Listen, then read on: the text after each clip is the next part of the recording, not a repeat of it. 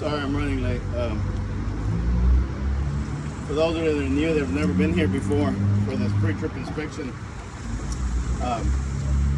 this right here, guys, you are allowed to use it. You can have this piece of paper with you the whole time while you're doing your pre-trip inspection. It's just the guide with the sections of the truck that they could possibly ask you to inspect. It is a random test, so not everybody here will be doing the same test. When you get up there, first make sure you go inside, check in, pay, whatever you got to do. Then they're going to tell you to go wait outside by the trucks. Once you get outside, they're going to tell you which lane to pull up to. So you just get in the truck, pull it up to whatever lane they want you to. And then the second person that approaches you will be the examiner, which will start to give you all the instructions, everything that is expected from you for this pre-trip inspection. At one point or another, they are going to have a bunch of cards in their hand, which they're just going to present to you, and they're just going to have you pick a card. The cards are lettered. They'll tell you which card you got, whether you got the A, B, C, or the full truck and trailer. Once they do tell you which card you got, they'll tell you exactly what sections of the truck they want you to inspect. So if you're looking at this paper right here, you just follow. Say you get the A card, they say, hey, look, check from the front of the vehicle, which is right here, to the steering axle, which is over here. So that means they just want you to cover all these sections from here to there. If they say you got the B card, they'll tell you, look, check from the driver door to the rear of the truck. If you get the C card, they'll tell you to check the trailer components from the front to the rear of the trailer. So it's all right here, guys. These are all the sections, like I said. Some of it does say a few of the parts, but not too many. But the parts list is the one that we hand out inside in the office. If some of y'all's new and y'all didn't get one, just whenever y'all get a chance, go inside and ask them for it. It looks just like what some of these guys got in their hand. That has all the parts that match these lists right here, guys. These sections, I'm sorry. That parts list is kind of broken down for you guys already too, if you don't mind them to. If y'all look at the front of this thing right here where it says the front of the vehicle, when y'all get one, it says front of the truck, and if you go down to about halfway right there, it says tires. So everything in that top half of the sheet, that is the part A. That's from the front to the tires. The driver door to the rear of the truck, that's that part over here that says exterior inspection. If you look at the other bottom half, you can see where it says driver door all the way to the rear of the truck, which are the mud flaps right there. And then it also says coupling devices down here at the bottom on the right side. Anything that has a pound sign next to it, that is a coupling device. You'll also find a few more at the top over here on the back that have the pound sign. So any of those are the coupling devices. That is mandatory for anybody that is here to get a Class A license.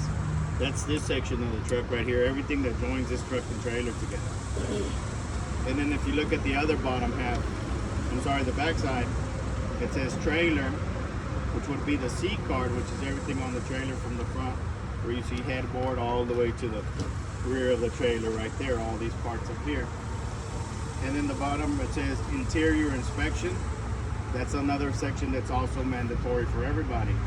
That's when everybody has to, you get inside to check the truck, the inside of the truck, you show them how to do your air brakes, your service brake, your parking brakes, where you actually turn the truck on to show them how you would safely turn the truck on. And when you're sitting inside, turning on the lights to check the lights as well. So it's all broken down already too, guys. Here you go, thank you. Like I said, you just gotta pick the card. They'll tell you which one you got, and they'll tell you exactly what to inspect. They'll be giving you instructions as you're going. So at the beginning, let's just say you get the card A, they're just gonna say, hey, look, you picked the card A. Check everything from the front of the vehicle to the steering axle. So everything from the front to the tires right there is what we gotta cover. They're gonna tell you, look, while you're doing this inspection, make sure, and these are the instructions they get everybody, make sure that you touch the part. Or if you can't touch it, like these lights up here, so you can't reach them, you just at least point at them up there, you know? Just just try to do your best to either touch or point. The other thing they tell you, make sure you call out the name. So those names on the parts list right there, guys, those are the same names that are on their sheet, on their test sheet. So you want to keep it as close as you can to these names, if not exactly that same name. The steps, the door handle, your door hinges over here, you know, your left turn signal, your tire, your rim, whatever it is, you're going to have to call out the name. And then they also tell you and explain to me what it is you're going to check on that part. So whatever it is, guys, it don't matter which part it is, everything has to be secured to the vehicle so it's not loose or falling off, right? So that's one thing you have to check on everything. Some parts have nuts and bolts. Something is just twisted on. Some of these stuff is glued on. Some stuff is just snapped in place. So you just gotta kind of tell them, hey, what you're looking for. In this case, hey, look, I gotta make sure these nuts and bolts are secured. The steps, they're not missing or loose, so the steps ain't falling. So that's the securement part. But you also have to talk about the condition where you tell them, hey, look, and once I make sure the steps are secured, well, now I gotta check the condition of the steps.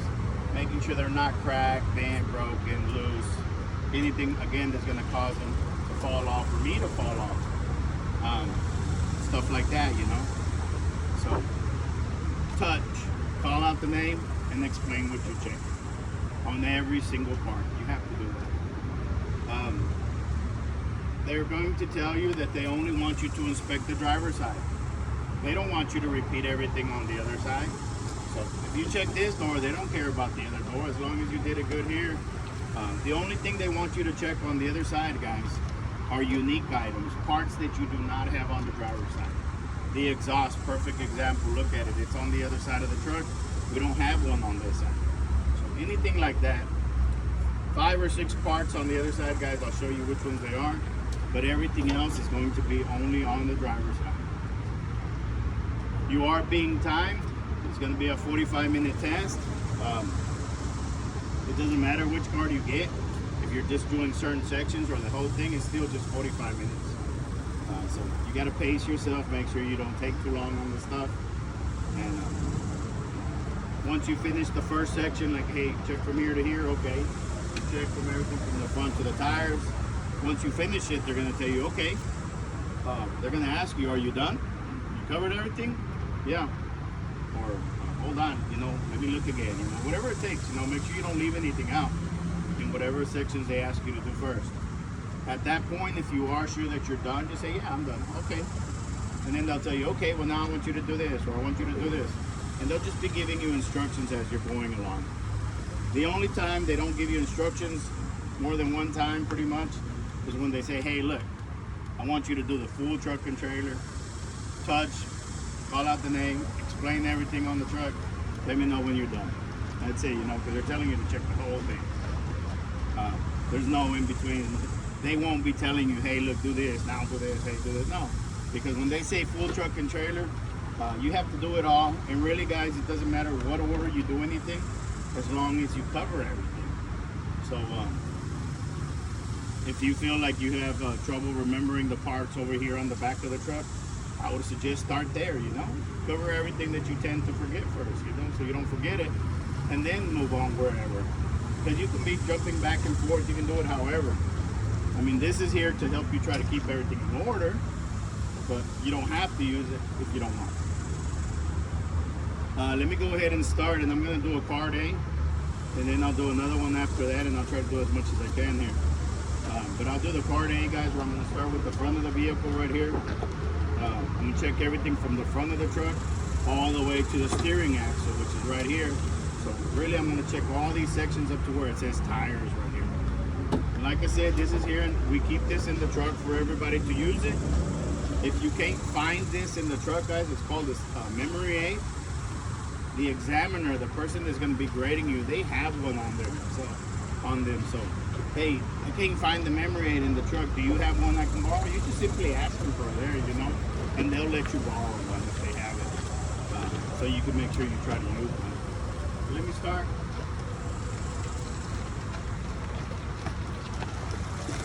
All I'm going to be doing is just following this just straight down the list, guys.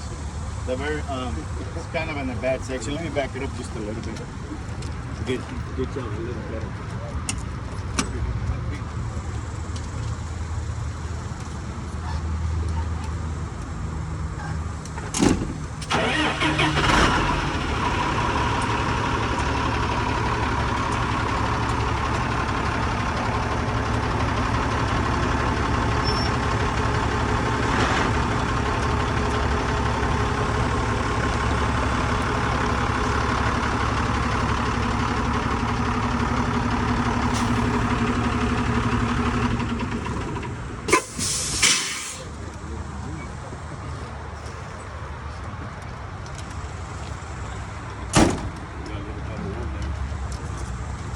So,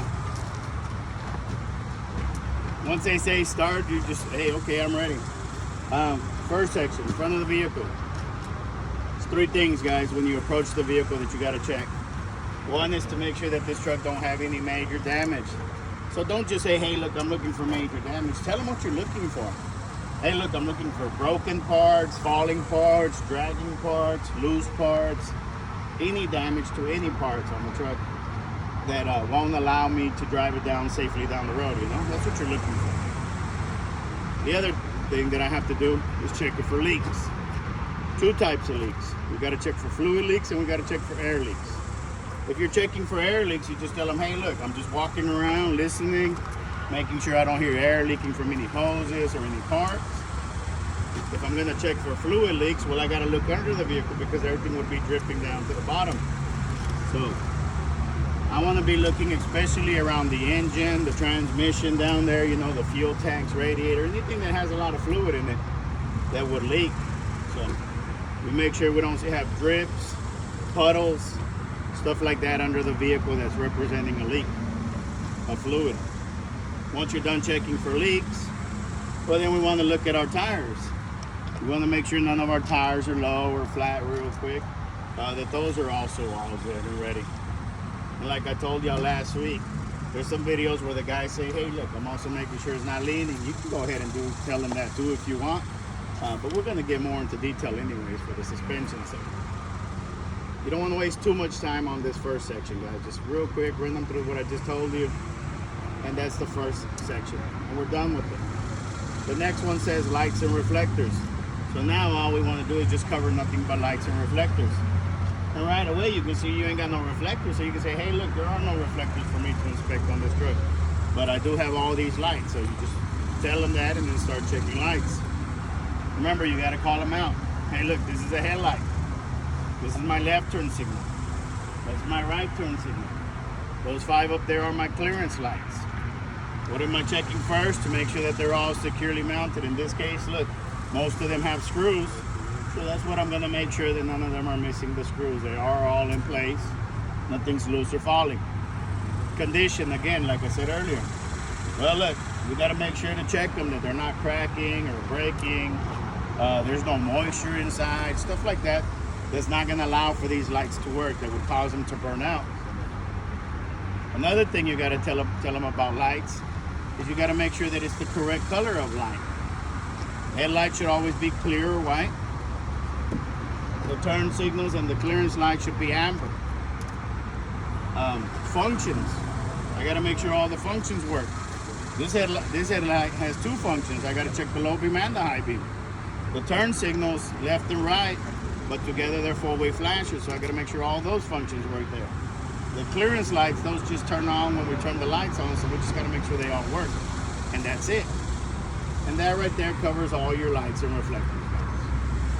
You finish with that, now it says the engine compartment. So this is where you open up your hood on both sides, get your straps, come to the front of your truck. It's always easier if you throw a foot up here. And you open up your hood. I'm gonna start checking everything around the engine now. So around the engine, guys, you got 4 fluids that you have to check. You got 4 major components to the engine that you have to check, and all the hoses. Again, you can start anywhere you want. Me, I already got my routine where I do the fluids first. So hey, look, I'm gonna check the 4 fluids first. This one right here is the power steering fluid reservoir. And again, all you do is you just touch it. That's all you gotta do. What am I gonna check on it? Well, if you look, There's nuts, bolts, clamps, holding all these parts to the reservoir in place, making sure they're not missing or loose, that they are securing it. Condition, well look, I gotta make sure nothing's cracked or broken or leaking from anywhere. As far as the fluid inside, I have to make sure that I have the correct amount. So if you look right there on the side, it does have a gauge that says add and full. I've got to make sure that it's somewhere in between the add and the full marks. On the top, you see there's a cap. I have to make sure that that cap's not missing or loose so I don't leak from the top. On the bottom, the hoses, I got to make sure those are secured with the clamp so I'm not leaking from the bottom. So everything to keep that fluid in place and to make sure you got the correct amount of fluid of power steering. Why? Because we want to make sure that everything works the way that it should. It has enough fluid to work correct. So that's your explanation for that one. Then you got your dipstick for the engine oil right there. Again, they just said touch it, so that's all I'm doing. I'm touching it right there. If you want to give them an example, you use your stick, guys. You don't have to pull that out. You just use the stick. Hey, look, I would just grab it, pull it out, wipe it off, inspect the dipstick, make sure it's not damaged, put it back in, pull it out, make sure the oil in the engine is in between the add and the full marks. Again, make sure you look one more time, tell them, make sure we don't see oil leaking from the engine one more time. Because again, we want to make sure we got the correct amount, nothing's damaged or leaking, so the engine works the way that it should. Then you got another one over here, which is your windshield washer fluid. So pretty much that's a repeat of this one. Look, we'll make sure it's secured with the nuts, the bolts, the clamps, make sure nothing's cracked or broken or leaking. The cap ain't missing, the hoses are secured so we don't leak top and bottom as well. The only thing here is this one does not have a level or a gauge for me to know how much I got in there. Because we use that up and waste it, we got to fill it up as often as we use it. So we just need to tell them, hey, look, I'll just make sure nothing's damaged, broken, leaking, and I'll try to fill it up as often as I can to keep it as full as I can. And that's all you would do for that one. So far I've covered 3. Remember I said 4. Look, number 4 is on the other side of the truck. So that is a unique item, guys. So this is a good time to go to the other side.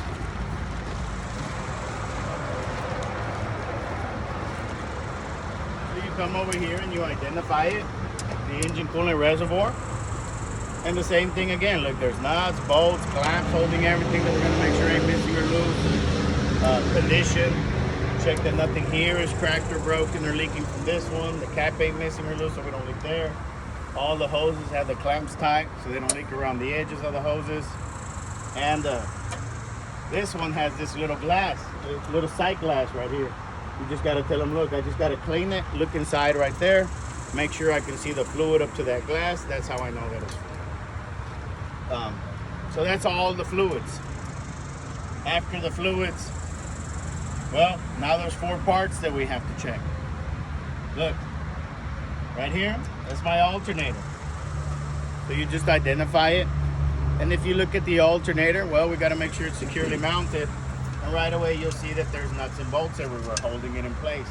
So it's basically going to be the same thing. Look, that's my alternator, which I have to make sure it's securely mounted as well. It has nuts and bolts and I'm making sure they're not missing or loose. Check the condition that it's not cracked or broken, because if it has damages, cracks or breaks, well, it's not going to work. And we need it to be working. Tell them, hey, and I have to let you know how it works. If you look on the front of the alternator, it has a belt that turns it. So this is a belt-driven alternator. Another thing I got to tell you about the alternator right here is that I have to check the cables and the wires coming from the battery. I got to make sure that those are clean connections, no rust or corrosion on the cables, they're secured, and make sure the cable's not cut or spliced or exposed or damages. So I got to make sure I get a good connection from the batteries to the alternator with the wires.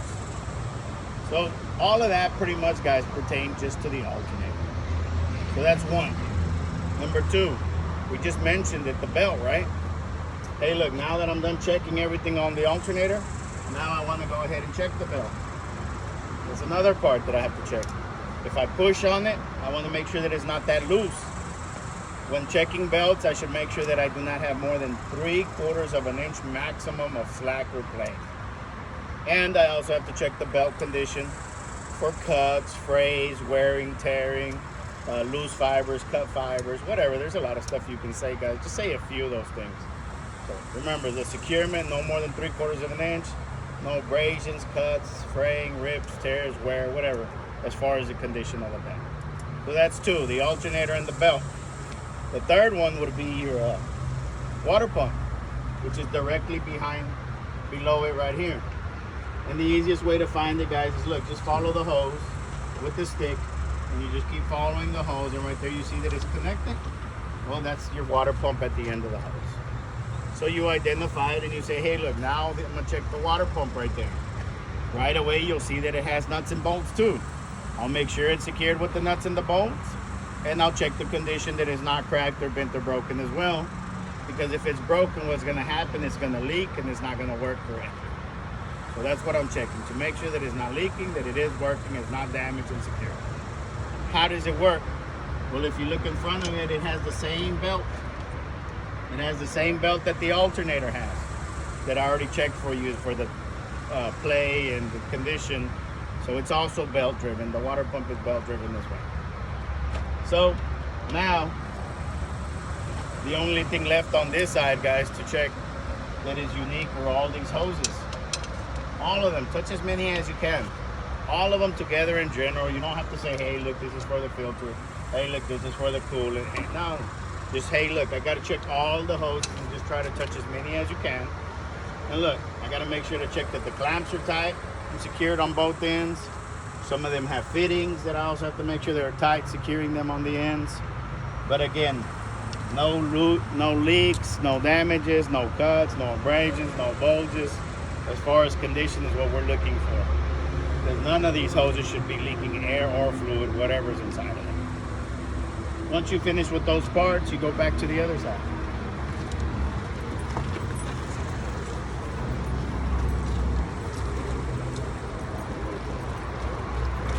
So, once you get back to this side, that's your air compressor right there. That's your fourth part that you have to complete now. So, hey, look, this is the air compressor. It's got all these nuts and bolts that I got to make sure that it's secured with. Check that that's not cracked or bent or broken, because if it is, it's going to leak the air and it's just not going to work, and we need it to be working. By the way, I have to let you know how it works. Well, if you look, guys, there is no belt to turn anything, so you only got two options. It's either going to be belt driven or gear driven. That's it. So in this case, hey, no belt, oh, it's gear driven. And that's what you got to make sure to tell them, that it's a gear driven air compressor.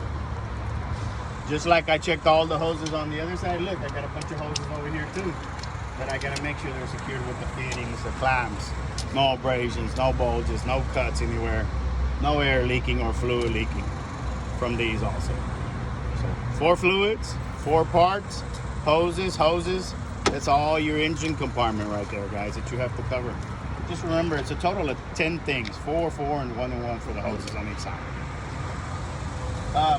So after the engine, now you just get your list again, and okay, after engine compartment, it says steering components. Okay, so now everything that turns our tires. If you look right here, that is your steering column, this bar right here. So hey, look, I'll start with the steering column right here. Again, making sure that it's securely mounted on both ends. Here, you really can't see what's holding it. I mean, yeah, there's a nut and bolt here, but you really can't see. So hey, look, I'll just make sure it's secured on both ends. If you want to say with the nuts, the bolts, pin, clamps, whatever, that's up to you.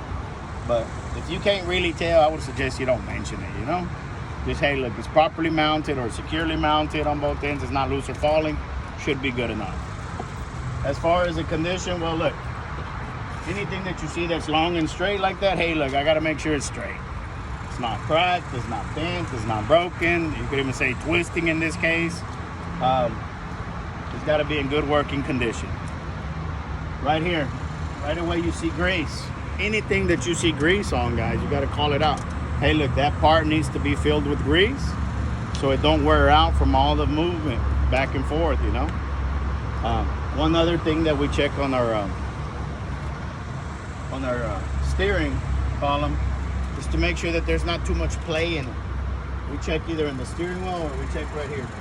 We just move it back and forward to the left and to the right. We're just making sure that we don't get more than 10 degrees of play. With too much play, we can lose control, and that's all you got to tell them. on the end right here, inside here, that is a U-joint. It's something else that we got to check here. We got to make sure that that U-joint right inside there is also full of grease, because you can see it's got grease. So it doesn't wear and tear. Secured, not cracked, not broken. Some of those have clips, some of those are just pressed in. So again, if you don't know exactly what's holding it, hey, I'll just make sure it's secured where it's not loose or falling, you know? One other thing we say about U-joints, if you look around U-joints, they always have these holes, these areas to give them room to twist and turn. So we got to make sure that those stay clean, that nothing gets stuck in there. Because like if something gets stuck like that stick, well, I'm not going to be able to turn it, right? It's not going to be free to turn. So always make sure that it's clean around the U-joints so they can turn free. So all of that was the steering column and the U-joint, and we even talked about the play there. Next over here, connected to that right there in front of it, that's your steering box. Some of y'all might call it the gearbox. That's one of those parts, guys, that I told you at the beginning. You got to be careful what you call this stuff. That examiners might be a rookie, they might be new, they read the book, they went to the classroom. Nowhere in their classroom did they call that a gearbox, guys. They call it a steering box. So you got to be careful with that. So the steering box. If you're looking at it after you touch it, what do you see? Nuts and bolts, right? So that's what I'm going to make sure that it's secured with first. They ain't missing, they ain't loose, and you got to keep repeating that, guys, over and over. I'm not just repeating it over and over because I want to, because I'm trying to get y'all to, hey, that this is what you have to do when you go up there. Repeat it over and over. Secured with the nuts and the bolts, not missing, loose, they are holding it. Condition of the part, well, look, metal, I'm checking that it's not bent, broken, or cracked in this case, because if it is, what's going to happen? Well, look, this blue hose that goes from the steering fluid goes straight to it. So that means that your steering box is full of power steering fluid, right? So we're making sure it's not cracked or broken so the power steering fluid don't leak out, because if it leaks out, what? It's not going to work, right? So that's what we need to tell them. So connected to that, right here, you can see all your steering linkage. You got the pivot arm right here. You got your drag link over here. You got the control arm over here. But as you can see, they're all linked together. So that's why it's called the steering linkage. And if you can't remember those names that I called out, don't worry about it. You just make sure that you do this. Hey, look, everything from here to here to here, all the way to over here. All of these parts is my steering linkage. If you look, some of them have nuts and bolts. Some of them have castle nuts that require a cotter key, but I'm making sure that it's secured with all of that stuff. These joints, look, full of grease, full of grease, full of grease. I got to make sure everything's greased. Again, because there's a lot of movement there, we need to make sure that as the parts are moving, they don't wear out. So we got to make sure all the steering linkage is full of grease. Condition of the parts, well, I'm making sure none of these are bent or broken or cracked or even worn out from all the movement back and forth, because we don't want a lot of wear and tear to that either, because we don't want to play there either. So all of that, you just can call it the steering linkage. Back to the hoses. Well, we said the blue one goes to the steering box. If you look now, you have a black hose also coming out of the reservoir. If you follow that one comes this way, and you keep following it with the stick. You see that it loops back around, it comes this way. Right there, look, that's the end of the hose right there. So what is that hose connected to? My power steering pump. So follow the hose. What you see at the end of the hose, that is your power steering pump. So you just identify it and you tell them, hey, look, that's the power steering pump. Right away, you'll see that it also has nuts and bolts holding it. So that's what I'm checking that it's secured with. Condition, well, we've got to make sure that's not cracked or broken, because again, it's full of power steering fluid, and if it's cracked, it's going to leak and it's not going to work. Speaking of working, how do you think that power steering pump works? Anybody see a belt anywhere? No, right? Because it is also gear driven, just like the air compressor right next to it. So make sure you tell them that is a gear driven power steering pump. This gear driven and belt driven, guys, is so important that if you forget to tell them that is enough for y'all to fail y'all's test. That's an automatic fail. You can't forget to tell them how these parts work that are connected to the motor, belt driven or gear driven. If you don't tell them, no points, automatic fail. So that's how important that is, guys. So right there, look, I just kind of went in a big old circle, but I covered all your steering components. So we're done with the steering of the truck. Now you grab your list again. Now it says to check the steering axle. Well guys, you got 3 axles on this truck. This one's the steering axle, that's your drive axle, and then on the back you got the trailer axle. So they're all named, and they're right here too. Look, steering axle, drive axle, trailer axle. So it's telling you your steering axle, so they're talking about this one, right? So that's the name of the whole axle. But they break it down for you. Look, you got suspension parts on the axle, you got brake parts on the axle, and you got tire parts on the axle to check. So if you want to keep it in order, well look, first I'm going to check the suspension parts on the steering axle. That's the first thing I want to check. So you do all your suspension. If you look right here on the front, that is the spring mount that is holding the leaf springs right here. So if you follow the leaf springs, I mean if you have a spring mount holding the front, we'll follow it to the back to see what's holding the other end over there. And if you look, you got another spring mount back here. Some of y'all might call those spring hangers. They are okay with both of those names, guys. Spring mounts or spring hangers. Just so you know, so you don't be afraid to call it one or the other. Excuse me. So hey, look, I got a spring mount on the front. I got a spring mount over there on the back. If you look at those, they have nuts and bolts holding them, which I'm gonna check first that they're not missing loose. They are securing the part. As far as the condition of the part, anything that is metal, guys, make sure it's not bent, broken, cracked, twisted, any damages that can happen to metal. And then the reason why, because I want to make sure that those leaf springs are holding, that those spring mounts are holding my leaf springs in place right there. Inside these mounts, right inside here on the leaf springs, that's normally where you have your bushings for the leaf springs. So just say, hey, look, once I'm done checking the spring mounts, I want to go ahead and try to inspect the bushings if I can see them to make sure they're not worn out or damaged on the ends of the leaf springs. So that's everything for that right there. Well, now the leaf springs. Well, if you count them right away, you can see there's 2 of them. Hey, look, as you can see, I got 2 leaf springs. That's how many I should have all the time. The book says to make sure I'm not missing any. Look, I'm not. There's 2. I should always have 2.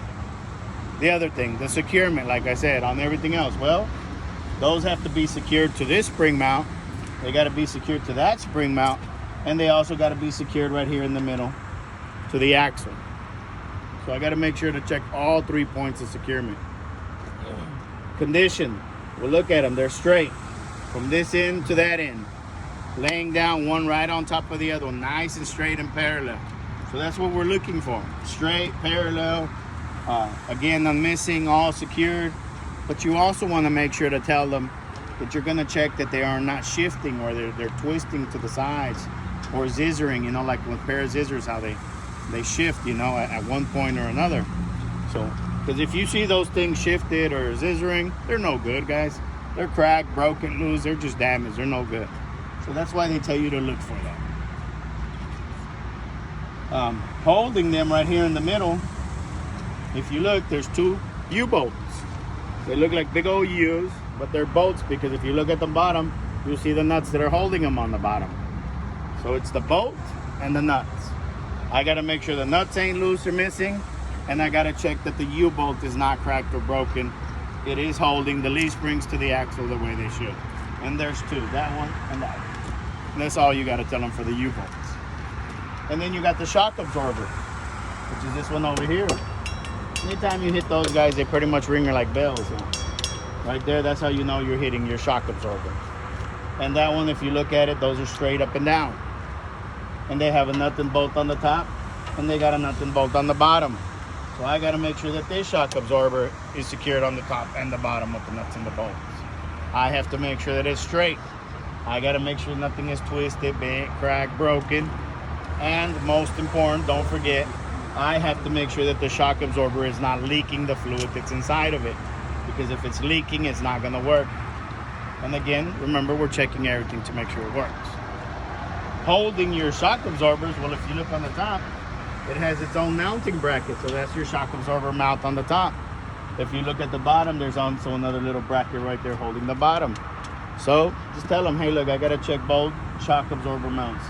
top and bottom, making sure they're secured with the nuts and the bolts. They're not cracked or broken. They are holding the shock absorber straight and in place where it belongs. And that's everything for your suspension right there. Those are all your suspension parts on the front of the truck. Over there on that axle, you might have more parts, so you got to tell them a little bit more.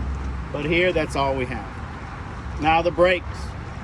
Well, if you're looking at the brakes right here, that right there that I lift the stick on, that's the brake hose, the thicker one. That's your brake hose. So again, any hose, guys, what do? We check both ends that it's secured with whatever's holding it. In this case, that brake hose has fittings. So I'm making sure that the brake hose is secured with the 2 fittings on the ends. They're tight. And I'm listening to make sure that no air is leaking from that brake hose on either end. But I'm also going to check the hose from one end to the other for abrasions, bulges, cuts, anything that can cause it to leak air from anywhere else. That little wire that you see next to it, that is your ABS wire. It's just a wire, guys. Any wire or any cable, like I said earlier, you make sure that it's secured on both ends. Good, clean connections, no rust or corrosion, secured connections, so the wire is not loose on either end. And then you check the wire from one end to the other, inspecting it for cuts, abrasions, fraying, you name it, damage to the insulation that's covering the wire, exposed wires, burnt wires, taped up wires. A lot of stuff that you can say, guys. Just say a few of those things. Anything that would cause that wire for not to have a good signal from one end to the other. So, brake hose, ABS wire. On the end of the hose, you got this one, which is your brake chamber right here. That black and gold part. Those are your brake chambers. If you look at the gold part around it, that's just a big old ring clamp around it. Those brake chambers, guys, are 2 parts. They're like this. It's like 2 cups with that clamp holding them. And then you also have these nuts and bolts right here on the front holding them. So it is important that you say, hey, look, this is a brake chamber, and I'm going to make sure that it's secured with the nuts and the bolts, but also with the clamps. It's not missing the clamps. They're not loose. They are securing the parts together as well. Condition.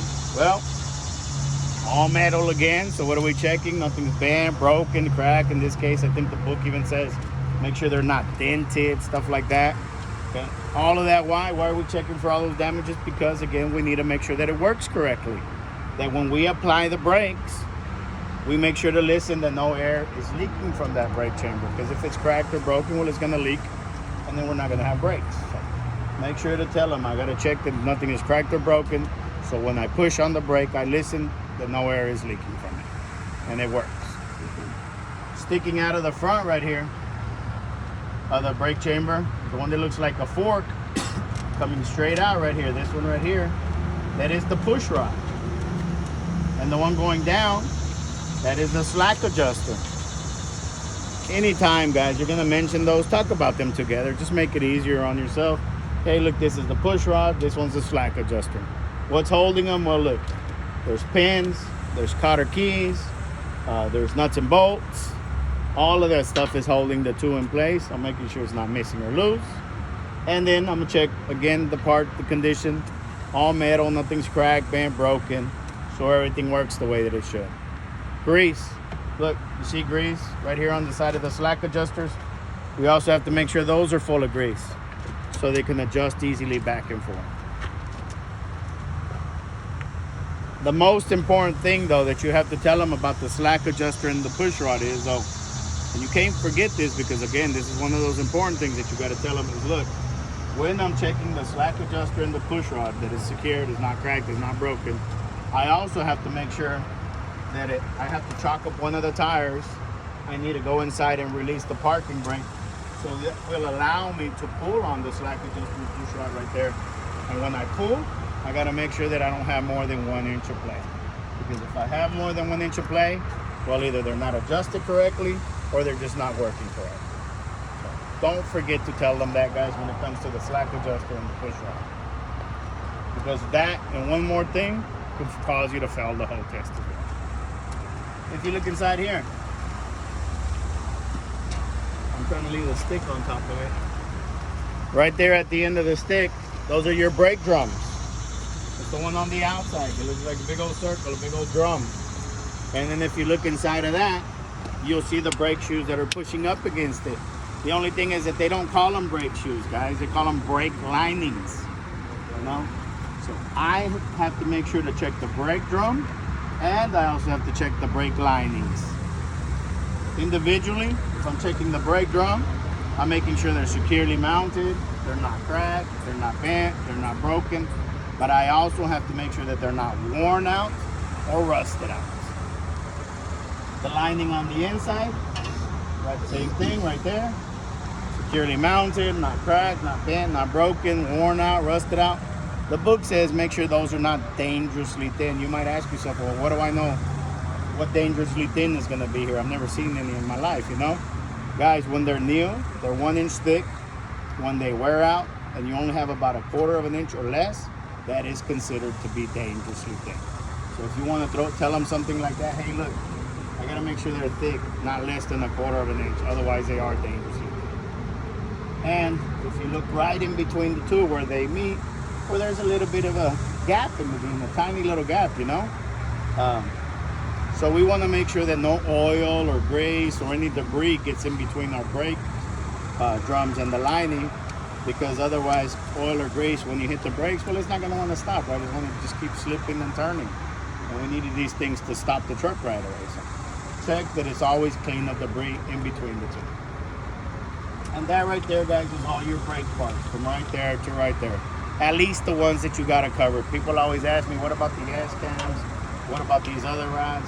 It's not on the test, guys. Don't worry about it. Just the few parts that I mentioned are the important ones. That's all you got to worry about.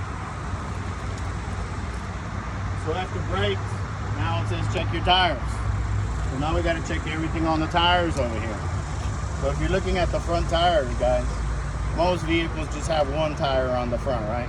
And for that one reason, you need to tell them, hey, look, whenever I only have one tire, that means I'm not allowed recap tires. This tire cannot be a rethreaded or recap tire. The other thing I need to do to check is the thread in the tire. I gotta make sure there's still enough grip on these tires to grip onto the road. So I have to make sure that I still have at least 4 30-seconds of an inch of thread left. Once I make sure I still have enough thread, now I gotta check the tire from side to side to make sure that it's wearing evenly. It's not more worn out on one side than the other. If it is, that's a sign of misalignment.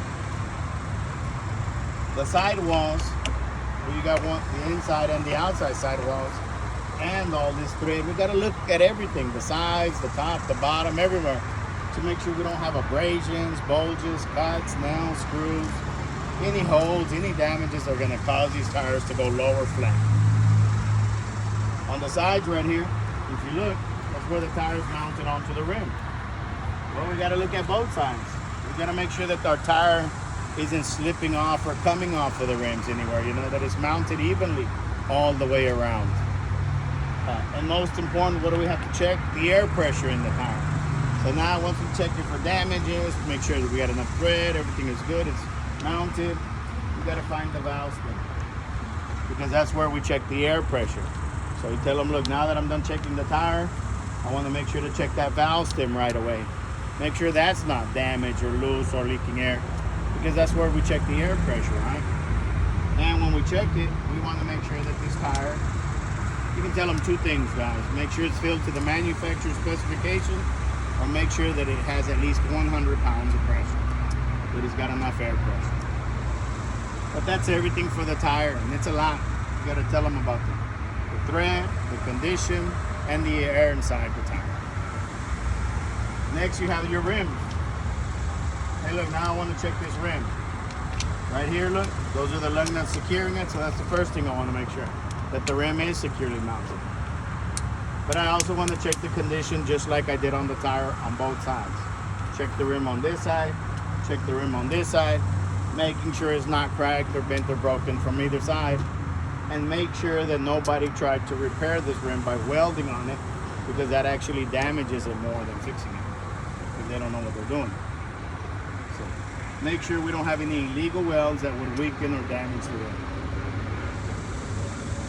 After the rim, we had already mentioned them, but we hadn't talked about them, the lug nuts. Well, now look, now I'm actually checking the lug nuts.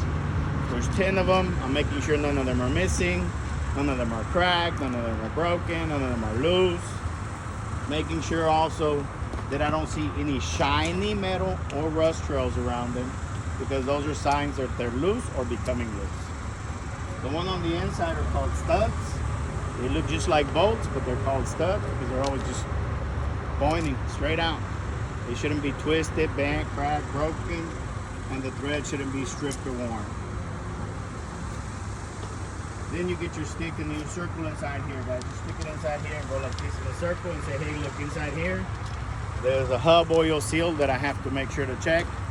That seal inside there is not loose or broken or damaged.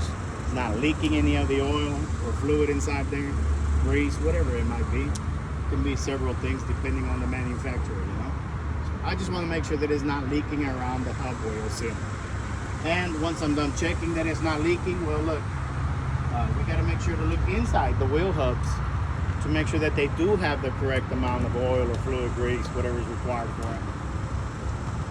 It has a gauge right there, guys. That little plastic right there, if you clean it, it has a little circle line all the way around it. That is the full mark. So we want to make sure that it's in between the add and the full marks here as well. So that's all your tire parts right there. So what did I check? Everything from the front all the way to the tires. One section at a time right here. Look, front of the vehicle, lights, engine, steering, suspension, brakes, and tires. So if they say, hey, look, I want you to check everything from the front to the steering because you picked the letter A, this is what they're going to ask you to do first. Like I said, they'll ask you, hey, are you finished? Yeah. Are you sure? And sometimes listen to that, are you sure? Because sometimes they're actually trying to help you out, guys. Hey, are you sure? You sure? You sure? Come on, you know. They might even be twitching over here, like trying to point at something over there, you know. They just, that's the best they can try to do for you, you know. So what are they trying to do in something like that? They're trying to hint you, hey man, you're not done. There's still something else you're missing over there, you know. I mean, if the lady's just like, okay, all right, you sure? Yeah, okay, come on. Let's do something else now. Chances are you already covered everything and you did good, you know. Or you really suck, then there's no way you're gonna pass anyway. They're not really trying to help. But pay attention, guys, because hey, are you sure? Are you sure? You know, they might be trying to hint you. Look over there one more time. You might catch it.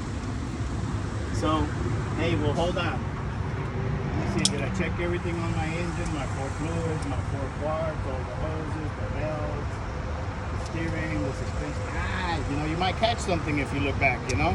You might catch something that you might have left out and not explained or talked about. If you have time, guys, really quick, look back there.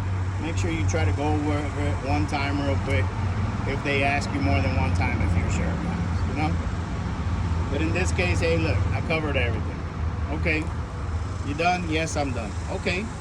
If you are here for a Class A license, guys, you're looking at this side of the paper. If you're here for the B, you're looking at this side. But look, everything was the same. It doesn't matter if you're here for an A license or a B license.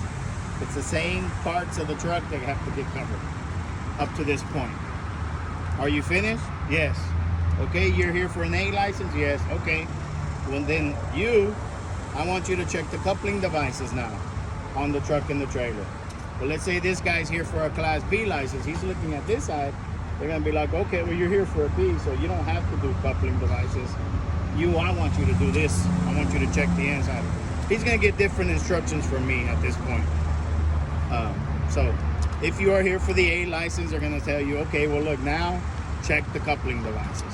So that means you got to come over here. And like I told you earlier, the coupling devices are those parts on the list that are some are on the front of the paper and some of them are on the back.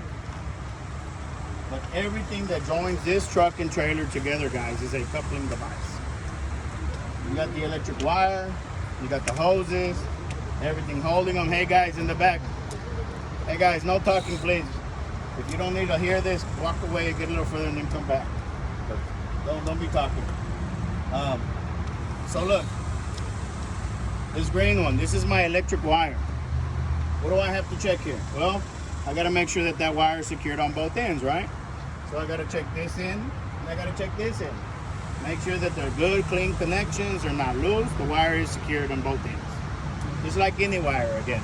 Over here, everything that's green, from here all the way to over here, well, we gotta check it for abrasions, cuts, fraying, rips, tears, again, damages to the wire. Because we need a good connection. Once I'm done checking the wire, well, now I gotta make sure to check these two electric connectors right here. The truck electric connector and the trailer electric connector. Because this is where most of us guys come and separate the truck all the time from the trailer. They get pulled, they get worn, they get damaged. Sometimes the pins inside here, you know, they'll break or twist or whatever, they rust, they corrode. So that's why we gotta make sure to tell them that we gotta check the truck electric connector and the trailer electric connector. Only on this side, guys. Don't worry about these connections over here. It's this side over here. So, if I'm checking the truck electric connector, well look, it's got screws that I gotta make sure ain't missing. They are tight. Nothing's cracked and broken anywhere. And I gotta look inside all those holes to make sure there's no debris, no rust, no corrosion, dirt, you name it, whatever. It's gotta be clean inside. If I'm looking at the trailer electric connector, well look, it's got a bunch of nuts and bolts that are holding it in place. I gotta make sure nothing here is cracked or broken, the cap's not missing. I gotta look at the pins inside. Look. And you can call those pins or prongs, whatever you wanna call them. But make sure that all 7 are in there. They're not cracked, broken, rusted, corroded. And guys, you can do all of that without even taking it apart. I suggest you don't even take it apart. Just the reason I pulled it apart is just so y'all can get a visual of both parts. But really, just leave it alone like that, guys. Just, hey, look, this is the truck one, that's the trailer one. I gotta check this, and leave it alone.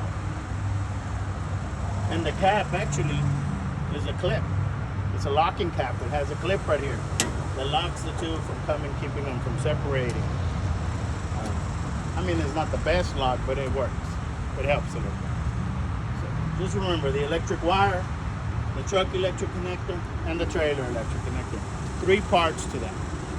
And try not to join them, you know, because if you join them and you try to talk about too many things at one time, you might not tell them enough of one or the other. So try to make sure you break it down one at a time. Next, we have the air hoses. We got the red one, which is the emergency air hose, and the blue one, which is called the service air hose. So again, make sure you tell them the 2 names. Don't just say, hey, look, I'm gonna check the air hoses. No, I gotta check the emergency one and the service one. So look, if you look here and you look here, what do we have? Fittings again. Fittings holding the hoses. I gotta check both of them. They're secured on both ends. I gotta listen, no air is leaking from those connections when the air is running through. And once I'm done checking those connections, well, now I'm inspecting the hose from one end to another. Looking for abrasions, bulging, cuts, rips, tears, you name it again. Anything that can cause that hose to leak the air when it's running through the hose. What do we have on this end? These are your glad hands. And it's the same thing. You can't just say glad hands, guys. You gotta say, look, I gotta check the truck glad hand, and I gotta check the trailer glad hand. Because if you look at your parts list, guys, you'll see that it says glad hands on the front on the truck parts, and it says glad hands on the trailer part. And it's the same on their test sheet. If you just say, hey, look, I'm checking the glad hands, well, is he talking about the truck or the trailer? You see how you're leaving that down in their mind right there, you know? Well, I can't give him credit because he's not being specific enough to tell me which one. What are you going to do that for, you know, when you simply just say, hey, look, I got a truck and a trailer, truck and trailer. It's that simple, guys. Just break them down. Each one has a rubber seal, as you can see. But again, you don't have to take them apart. I would just leave them alone. Hey, look, the 2 truck glad hands, the 2 trailer glad hands. As you can see, they're secured to one another, to the trailer, to the hose.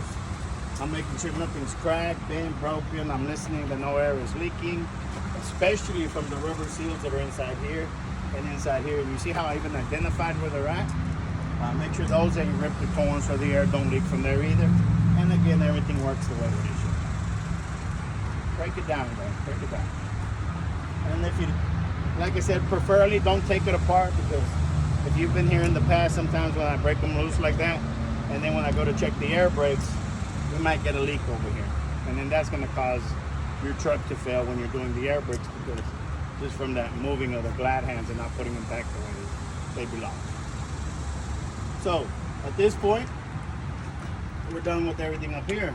But we still got all these other coupling devices down here that we got to continue with. So be careful. Some of them are tricky. Hey, you done? No. I still got to check everything down here, you know. Because some guys just go call this out and they forget about the rest of the stuff. So now look, this right here on the bottom, this is the apron. I got to make sure to check this apron to make sure to check the welds that are holding it. Because look, if you look all the way around it, you can see that it's welded. So I have to inspect all these welds that are holding the apron to make sure they're not cracking or breaking. They are holding it and securing it in place. That's the first thing, securement, right? Now the condition, well look, I gotta make sure that it's nice and flat like that. It's not cracked, it's not bent, it's not broken. In this case, if you look down there, you can see that it's full of grease. I wanna make sure that it's full of grease for two reasons. Because the grease is gonna help it slide on and off and turn. And it's also gonna prevent any friction between the two metals as they're rubbing and grinding against each other. So two things the grease is there for in this case. One other thing I want to do is look right in between my apron and my fifth wheel. Not only that it's full of grease, but I have to make sure that I do not have a gap in between the two. Because if there is a gap, if you can see a gap in between the two, that means that something is wrong. The truck and the trailer are not joined correctly. It has to be flat, guys, one on top of the other. So don't forget to tell them about that gap. It's not a part, but it's something that they have to check off of the list. Right below it, this one is my fifth wheel skid plate. And if you look right there, that's a big old pin. And if you look right there underneath all that grease and grime, that is a nut and bolt right there. So I have to make sure that the fifth wheel skid plate is secured with the pins and the nuts and the bolts. I got to make sure they're not missing, they're not loose, again, so nothing's falling. Condition. Well, I'm going to check the whole fifth wheel skid plate. Make sure nothing's cracked, bent, broken, worn, damaged, everything is working. This one right here, and you always know that you're grabbing the right one, guys, if you just grab it and wiggle it. All right, that's the right one. That's the release arm. Release arm or release handle. You can call it one name or the other. Well, I gotta check the release arm. I have to make sure that it's securely mounted. If you look on the other end back right there, you see that there's a nut, a bolt, and a pin. I gotta make sure it's secured. We mount it. I gotta check the release arm is not cracked or bent or broken. And most important, I gotta check the position that it's in. It has to be pushed in all the way because that's when it's secured and locked. Locking it. Well, that's the other part over here, look. That's these springs and these levers. Because if you look at your parts list, it says release arm and safety latch. So what am I touching now? I'm touching all the parts to the safety latch. The springs, the levers, everything that's doing what? What's the spring doing? It's pulling it back. It's keeping it locked for you guys. So that is your safety latch parts that you gotta make sure to mention. Don't just say, hey, look, I'm gonna check the springs and the levers. Tell them the springs and the levers are joined together is my safety latch. So I'm checking the safety latch parts. If they're secure, not cracked, not broken, and doing their job, which is to secure it in place. Keeping it from coming loose or open. Right here, these hubs, these are your platforms. And if you look on the sides right there, those are the nuts and the bolts that are holding it. But guys, you can't just say the nuts and the bolts for those that are new. Here, in this case, you gotta call them the mounting bolts. This is the platform, and these are the mounting bolts that are holding it. I gotta make sure none of those are missing or loose. They are holding the platform in place. And I gotta make sure that the platform doesn't have any cracked or bent or broken parts anywhere. That it is securing the fifth wheel to the frame. Once you cover everything on front right here, we got a few more parts around the back, and just get some water in there.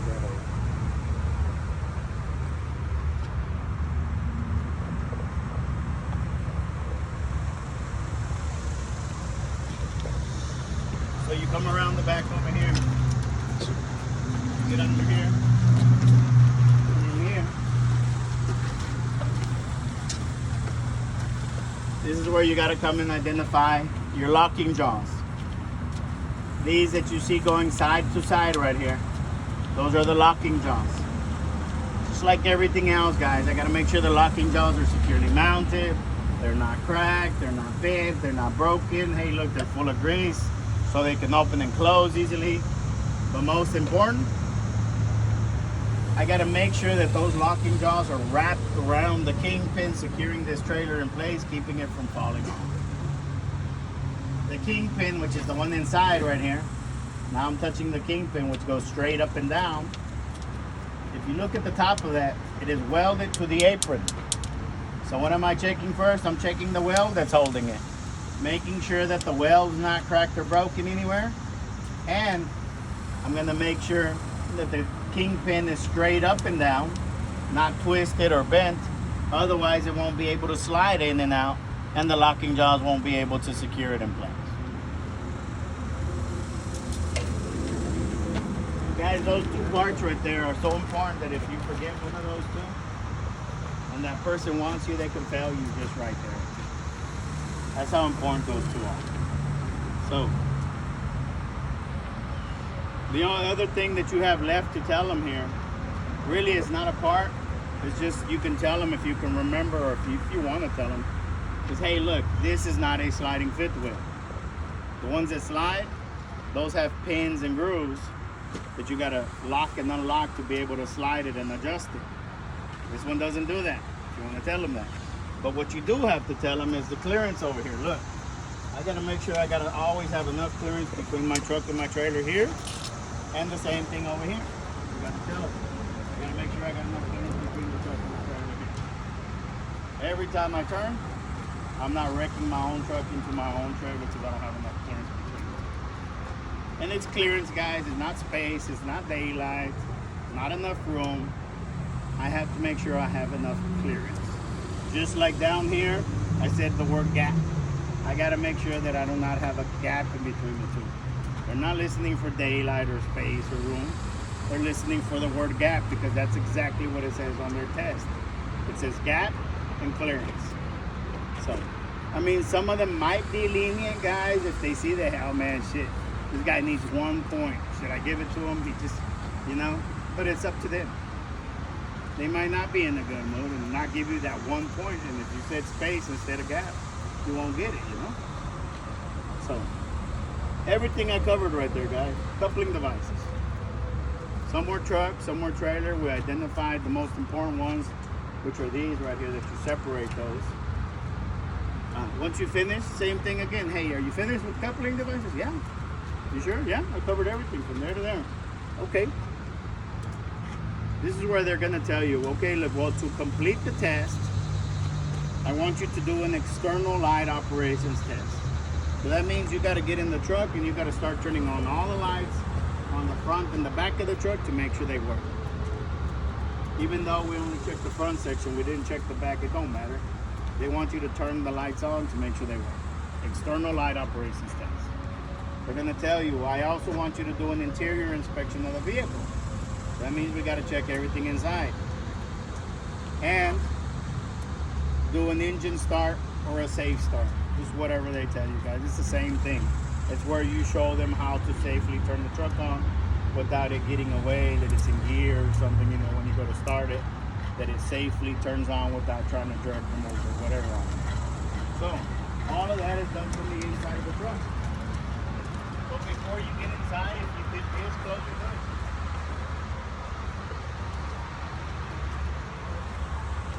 Drop it, guys. Try to ease it down, you know, don't just let it slide.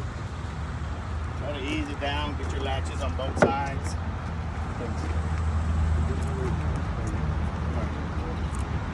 You don't do suspension. Why wouldn't you do suspension? It says coupling devices on it.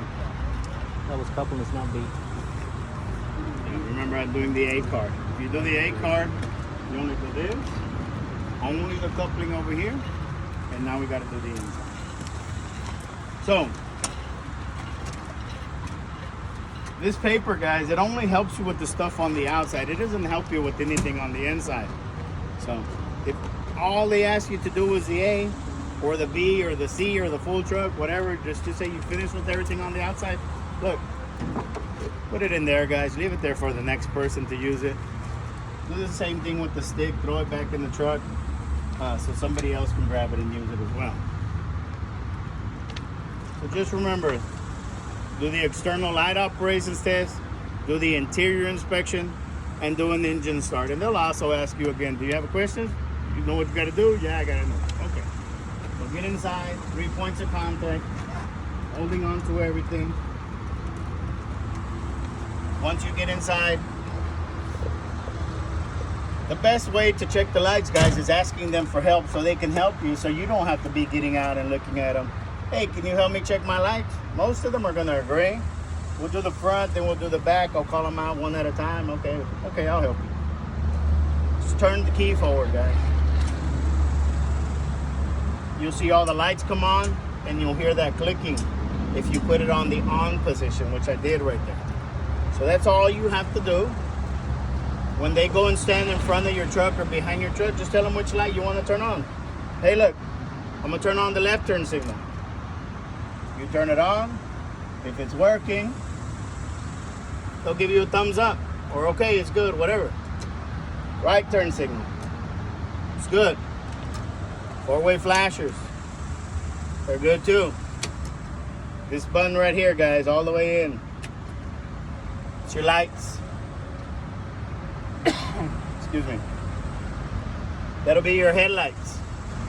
And if you look on the top, the clearance lights, everything turns on when you hit this switch, guys. So call them out. Hey, can you please check the headlights and the clearance lights? And they'll tell you they're all working. And now you say, okay, look, now I'm going to check the headlights from the low beam over to the high beam. That's all you got to do right here, guys. One click.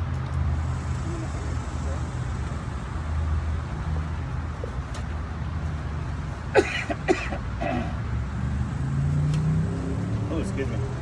So, once they check all the lights on the front of the truck, now you just say, hey, well, now can you help me check the back? If you're here for a B license, you won't have the trailer, so they'll just stand directly behind your truck right there. But if you're here for an A license, they got to go all the way to the back of your trailer. And you're just going to repeat everything all over again, guys. The left turn, the right turn, the four ways, but now you also have to add the brake lights for the back to turn on, and then the light switch again for the tail lights to come on, and the license plate light or whatever you might have back there. If you're doing a Class B and you want to show them the reverse light, that's fine, you can. All you have to do is just put the truck in reverse with the truck turned off like this, and the reverse light should come on right there. If you're here for an A license, you don't check the reverse light, guys. You don't have one on the trailer, so you don't worry about it. That's only for those y'all here for the B license.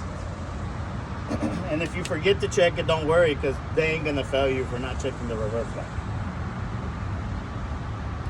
So, you check the lights with them. They help you. Front, back, all the outside lights, the external light operation test. Now, once they help you check the lights, what they do is they come and get inside the truck with you. They'll jump inside. Once they get inside the truck with you, this is where you tell them, okay, look, now that you're in here with me, let me go ahead and show you how I would do the safe start. The safest way that I know how to turn my truck on. So look, I'm gonna push the clutch in. I'm gonna verify that the shifter is in neutral, moving it side to side. I'm gonna verify that both parking brakes are on, the truck parking brake and the trailer parking brake. And now that I know that it's safe for me to turn it on, I'll go ahead and turn it on. Once I turn it on, now I'm just gonna make sure that it's idling before I release the clutch. So just wait for the oil pressure needle to go up and stay up. It's idling. I'm gonna slowly release my clutch. And now that the truck is on, and remember they're already sitting inside with you, you can turn your AC on. Close the windows, close the doors. It's a little cooler inside here. We're gonna start checking all the interior inspection on your truck now.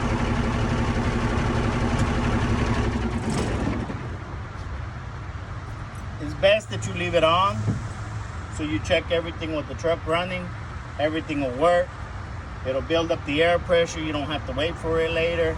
Everything is better if you have your truck running, guys. So, now I'm gonna do the interior inspection of the vehicle. It's the only thing left for me to do. Guys, when it comes to the interior, that's everything on the back side of that paper like I told you earlier. The first thing says engine start or safe start, whatever it is. I just did it. Left to right, look, I got my seatbelt.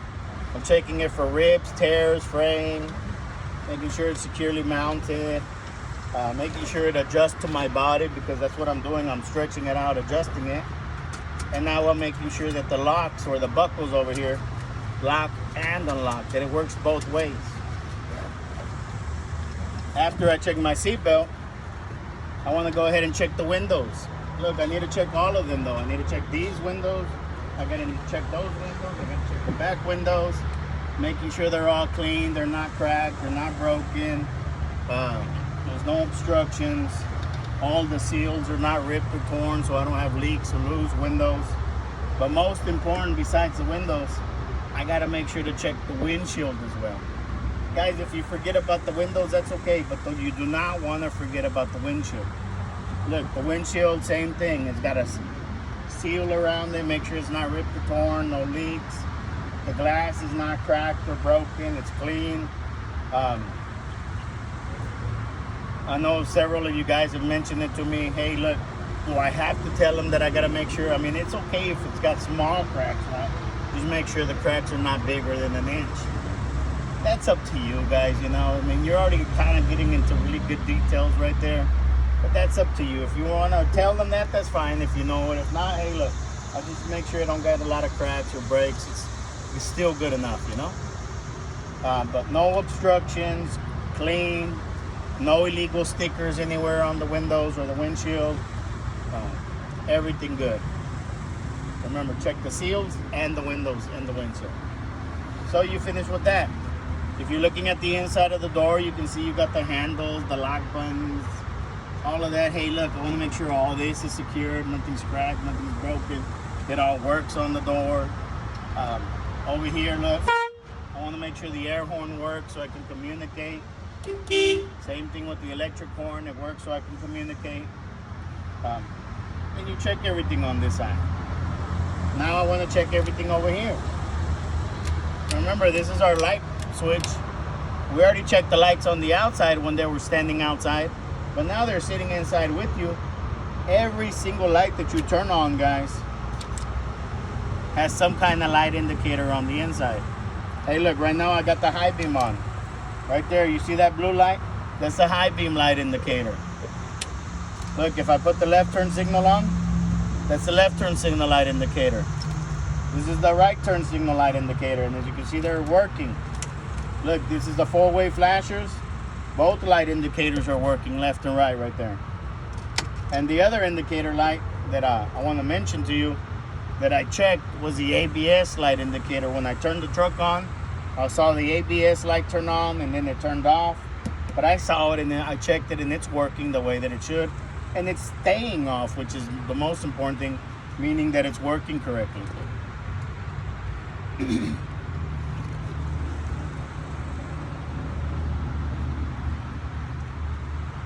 So,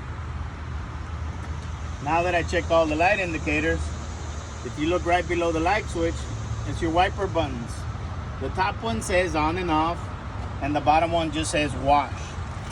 If your truck is running, just hit the wash button one time straight in, guys. That's all you gotta do. That's it. They come on. Just tell them, hey, look, as you can see, my wipers are working. They both came on. They're not loose. They're not broken. They're cleaning the way they should. The wiper blades were not dry rotted. Everything is good on the wipers. And if I hold this button long enough, it should spray some washer fluid. I gotta make sure that works too. If you spray, fine, guys. If you don't spray, don't worry. You just gotta tell them that, guys.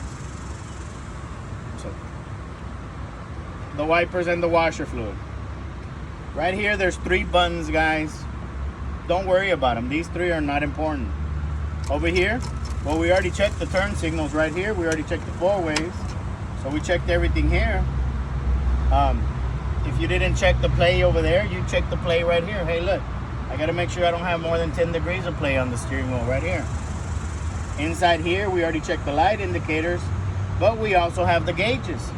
So hey, look, this is the oil pressure gauge. And I'm gonna check 3 things on it. I'm gonna check that the needle works, that it rises.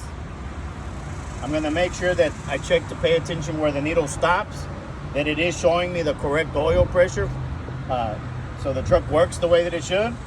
And I'm gonna make sure that there is no warning light on for that gauge indicating that something is wrong with the pressure or the gauge. So 3 things. Water temperature gauge. Same 3 things. I'm gonna make sure the needle on the water temperature gauge works. I'm gonna make sure that it's showing me the correct temperature for the truck, that it's working correctly. And I'm gonna make sure that the warning light also is not staying on. It is turned off. And then you got the voltmeter. The voltmeter or the battery gauge, it's the same thing, guys. You can call it one name or the other. But, hey, look, right here it says volts. It's digital, and it's telling me I have 12.5 volts. So, hey, look, my voltmeter is working. Anything that has 12, 13, or 14 volts, guys, when you look at it, it's all good. It means it's working the way that it should. It doesn't have a needle, but it's just showing me the number, so it's working. Good volts. But what I'm also going to make sure is that the warning light for that gauge is not on, that it turned on and off at the beginning. And then on this side, you got the air pressure gauges, and there's 2 gauges. If you're looking at the top one, you'll see that there's a little letter P, because that means it's your primary gauge.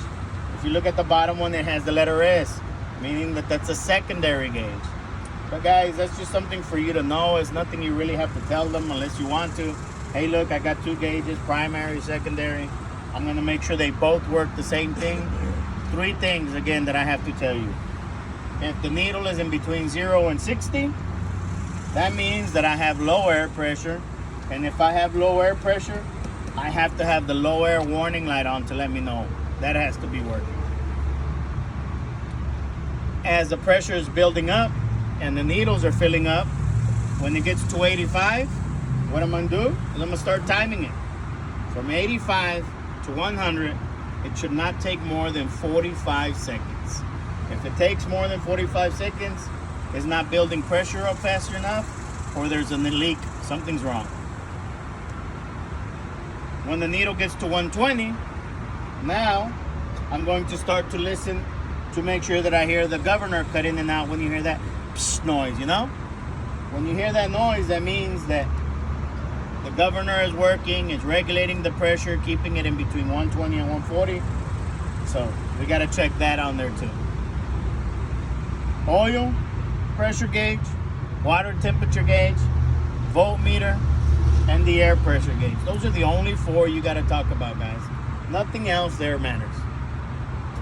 If you look on this side, 3 more buttons, just like these 3 and these 3, not important.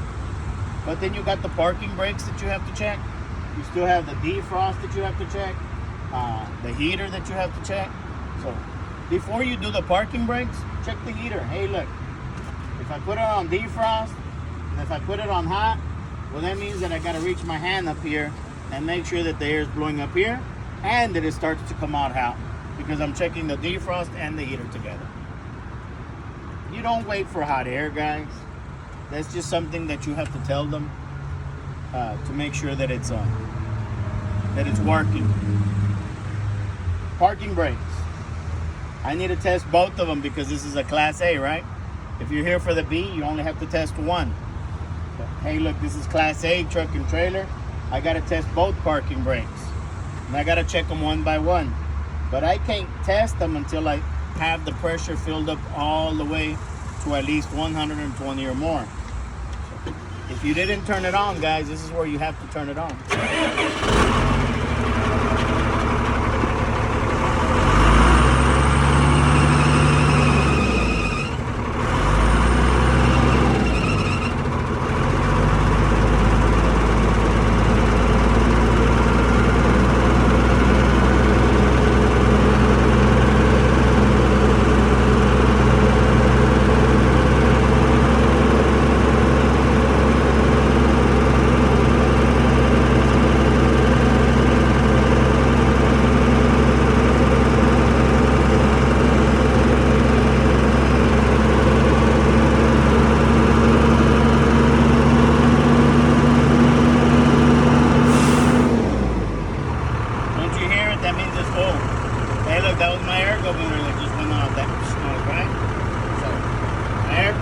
filled up all the way. I'm going to test the parking brakes.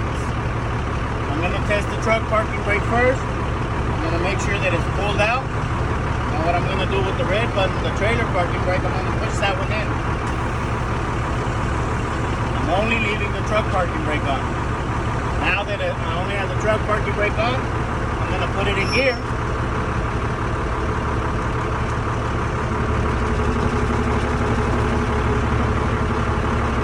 And I'm going to try to move it. It should not move. The parking brake is working correctly. I'm just going to let the clutch go slowly. And I feel it trying to move and not move right there. That means that my truck parking brake is working. Now, I'm going to test the trailer parking brake. I'm going to put that one back on. And now I'm going to take the truck off. And now I'm going to test the trailer parking brake by doing the same thing. Slowly releasing on the clutch, trying to move it, making sure it don't move. As you can see, it's not moving. So that means that the trailer parking brake is working good.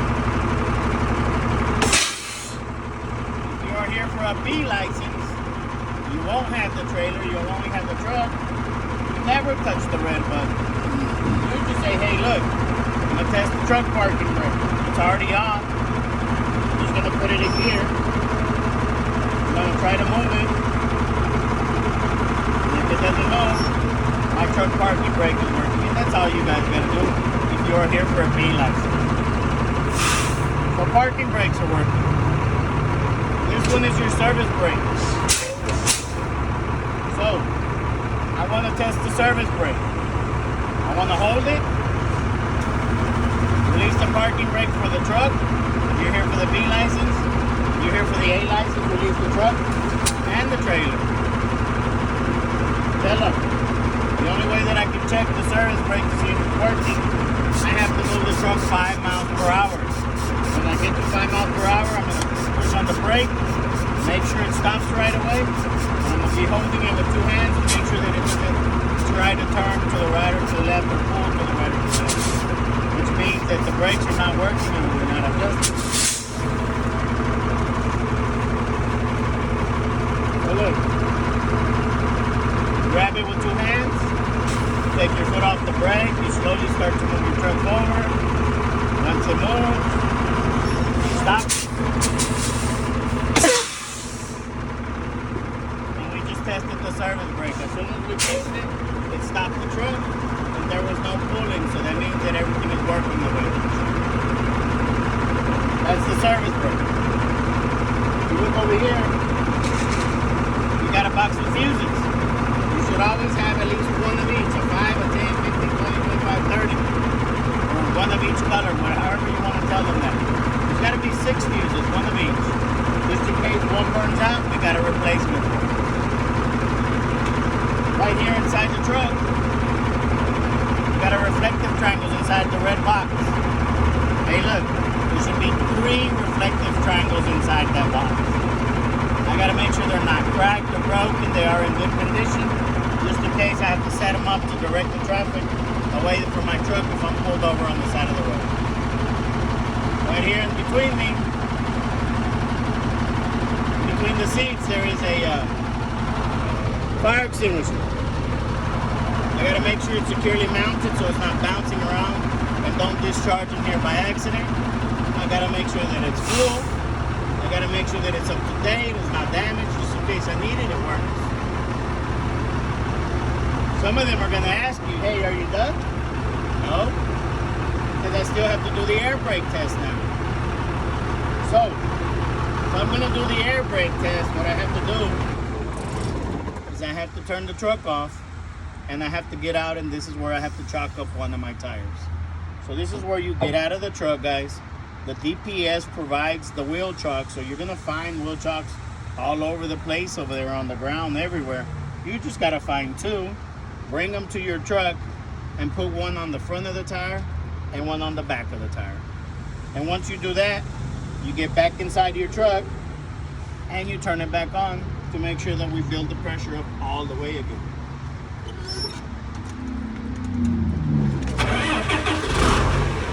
Once you turn it on, put your foot on the accelerator and try to speed it up.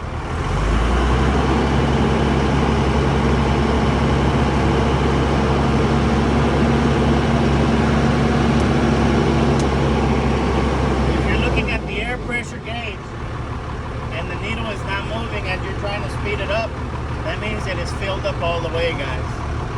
That means that you already have the air pressure built up as high as it's gonna go, and it's just not gonna do anything anymore. So you just tell them, hey, look, as you can see, it's got more than 120, it's filled up all the way. You're not gonna be able to hear the governor because it just went off not too long ago, and there hasn't built up that much pressure. So look, my air pressure is built up all the way. Once you check that, tell them you have to do, or just, you don't have to tell them, you just got to remember, I have to do 3 things now. Number 1, I got to turn the truck back off. Number 2, I got to remember to put the key back to the on position, right there. And number 3, this is where you have to make sure that you release the parking brakes, the truck and the trailer if you're here for the A, or just the truck if you're here for the B. And look, don't touch anything with your feet. Keep your feet away from the rest of the pedals. Just push these 2 in. You heard all that air leak?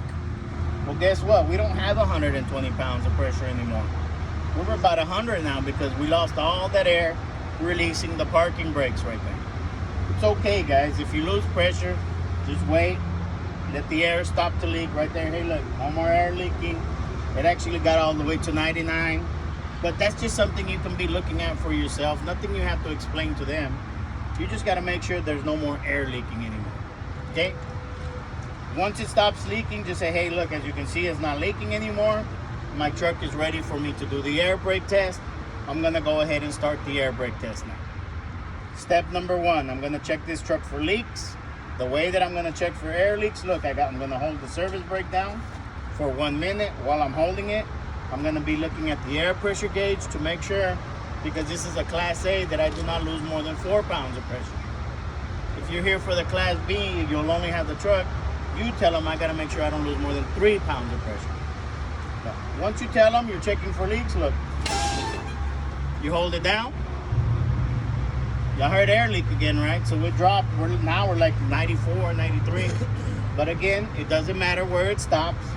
We just make sure that from right there, we hit the timer, 1 minute. Hey, look, I got to make sure that I don't lose more than 4 pounds in a minute. So you're looking at the needle and the time. For 1 whole minute, guys, you can't let it go. You can't wiggle your foot. You can't do anything but hold it right here. And you got to time it.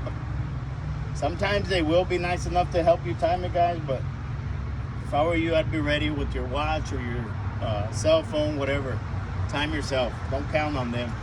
Some of them will say, nah, I ain't got nothing to time you. You should have been ready for it. You know? And you stay here until the minute passes. Once the minute passes, hey, look, it's been 1 minute. I'm going to let the service brake go. As you can see, I did not lose more than 4 pounds of pressure. That means this truck does not have air leaks. So step 1 is good. Step 2. Now I got to make sure that the low air warning light on this truck works. I have to make sure that the low air warning light turns on before the needle on the air pressure gauge reaches 60 pounds of pressure. So the way that I'm going to test that is I'm going to start to pump on the service brake or fan on the service brake, however you want to tell them that, just to make sure that I do see the low air warning light turn on before 60 pounds of pressure. Pump it a few times, guys, and then you're gonna get a little red circle with 3 lines on it right here. Turn on, and that is your low air warning light. As you can see, this truck does not have an alarm. You can't hear anything. It just has that 1 light that comes on to let you know you have low air pressure. But look, it's working. It came on before 60, so that's all that matters. Okay, now I gotta do step 3. Step 3, I have to check the emergency brakes on this truck. Sometimes you might hear some guys call it the spring brakes. Spring brakes, emergency brakes, guys, it's all the same thing. I'm going to test the emergency brakes. What I'm going to do is I'm going to continue to pump While I'm pumping, I'm gonna be looking at the parking brake buttons that I pushed in at the beginning to make sure that they pop out by themselves. And then once they pop out, I'm gonna look at the air pressure gauge to make sure that they popped out somewhere in between 20 and 45 pounds of pressure. And all that should happen if the emergency brakes are working. So look, you start to pump, stare at the buttons until you see them pop out.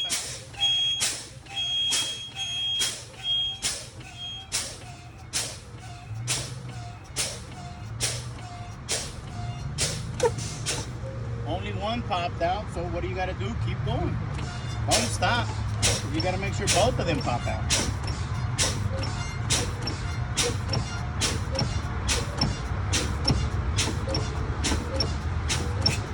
And there it goes. And once you see it pop out, you stop. You turn around and look at the air pressure gauge. And as long as it's in between 20 and 45, that means it's all good. It's all working the way that it should. So, hey, look, my emergency brakes are also working. Both parking brake buttons popped out by themselves in between 20 and 45. So that right there is my air brake test. I checked it for leaks. I make sure the low air warning light works. And I just checked the emergency brakes. So that right there, that's the end of my interior inspection. Are you finished? Yes. Are you sure? Yes, I'm sure. Okay. That right there, guys, is the Card A test. The front of the truck, the coupling devices, and the inside. Are you completely finished? Yes. Okay. They're gonna sit here, they're gonna grade you. They're gonna let you know whether you passed or failed within a couple of minutes. If you passed, hey, turn your truck on, get it ready so we can move forward to the back into the skills. If you fail, hey, look, go back to chapter 11, read it some more, practice some more, schedule another appointment, and come back and try again. That's how it works, guys. And it's either going to be A, B, or C. I know last week I didn't get to do the C card too good, so let me go ahead and run you out through a C card. Let me do the trailer inspection for you guys.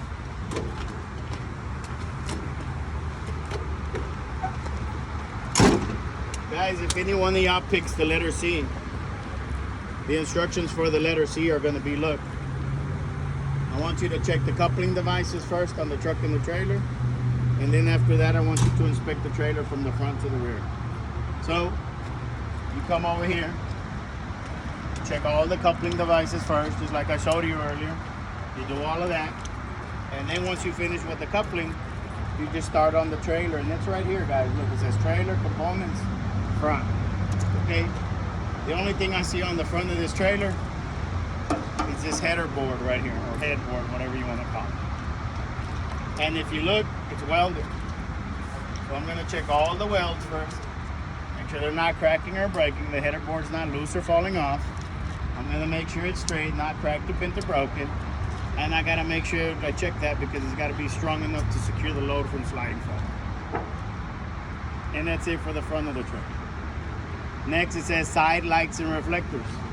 Well, if you look over here, you got all the side lights and reflectors. So I'm checking everything down the side. Look, the lights, making sure they're secured, they're not cracked, they're not broken, there's no moisture. They're the correct color, which is amber, but the last one should be red.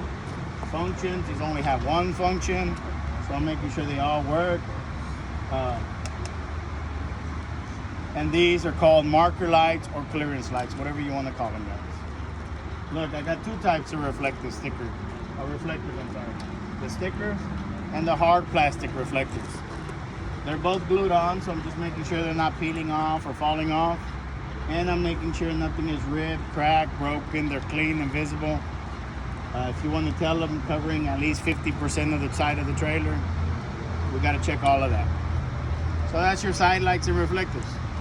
Now it says check the frame. Okay, so you walk over here. The frame right here. So this is the frame right here. I got to make sure it's straight from the front to the back. It's not cracked, it's not bent, not broken. No illegal welds on it.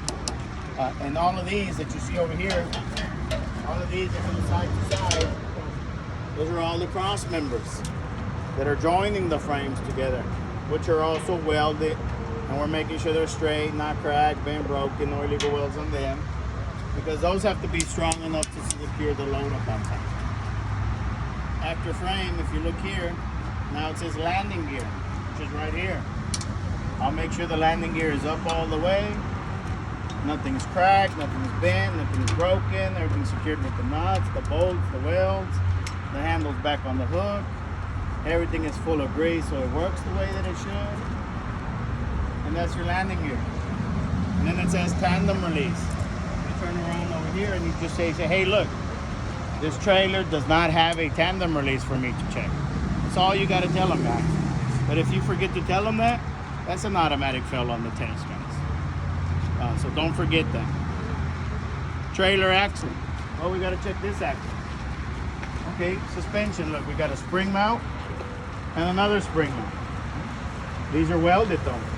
So I'm checking the welds, making sure they're not cracking or breaking. The spring mounts are not all twisted, bent, or broken. They are holding the leaf springs in place.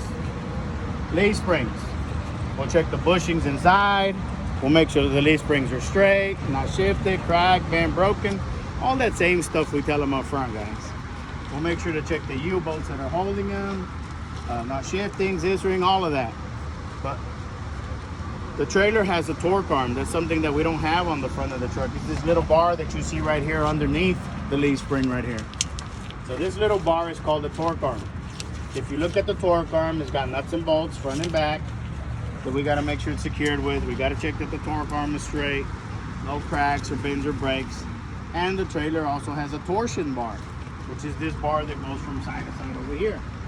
You can see that it's just a bar that's welded on both ends. So that's a torsion bar that has to be welded, not cracked or bent or broken on the wood. The torque bar is right there under the leaf spring. You see it? I couldn't see it. The torque arm. Torque arm. So, what we don't have back here, if you look, are shock absorbers. I don't have shock absorbers like I had on the front of the truck back here. Some trailers might even have airbags, but as you can see, this trailer don't have airbags either. So all these parts are on your parts list, looking bar. See, if you're looking at the trailer right here, it has all of that. See, look, no airbags or shock absorbers. It's even telling you. So you can remember to tell them that. Hey, but look, we do have the torque arm, the leaf springs, the U-bolts. We have all of that stuff. What it doesn't mention on here is that torsion bar that goes side to side. So if y'all want to write it in, or just remember that if you can, but you got that as well. So tell them what you have, tell them what you don't have.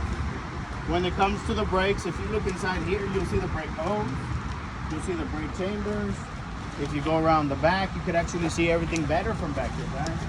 The only thing is, I always tell you, if you are coming to the back, to identify all these things, because look, there's a spring mount, there's a leaf springs, there's a U-bolts, there's a torque arm, there's a torsion bar. You can see it all from here. But the mistake that some of you guys do, even though I try to tell y'all not to, is when you over there, you forget what side of the trailer you're supposed to be checking, and you actually start touching this stuff over here, guys.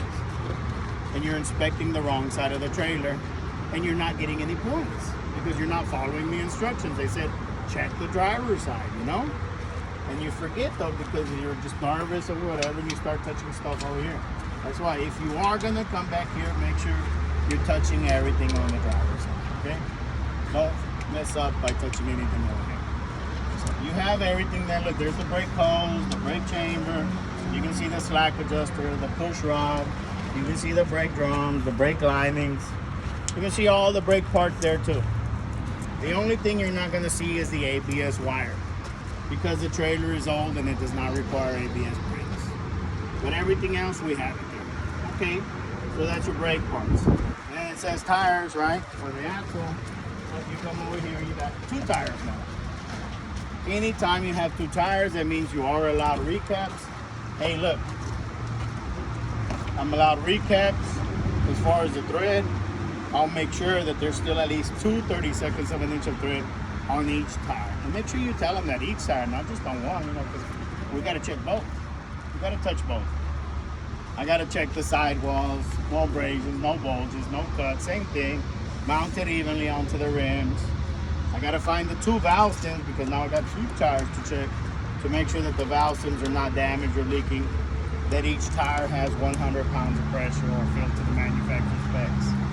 Um, when you have two tires, well, you have two rims, right? And if you look at this is the old style of wheels, guys. So if you look right here in between, this is rim from here to here.